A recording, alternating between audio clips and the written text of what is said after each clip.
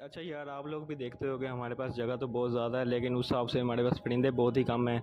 कुछ हमारे पास मोर पड़े हुए हैं और एक जोड़ा सीलों का है और एक मुर्गी है जिसके साथ छोटे बच्चे हैं। खैर यार, हर वक्त टाइम है एक जैसा नहीं रहता। पहले हमारे पास ये देखें, मोर के भी बिल्कुल जब पर थे कितना खूबसूरत लगता था।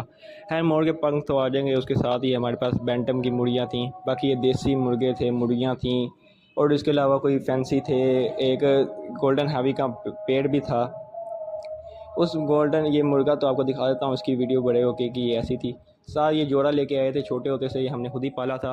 लेकिन उसकी एक मुर्गी मर गई, बाद में बड़ा हुआ तो एक और दो मुर्गियाँ लेके आए, वो भी मर गई।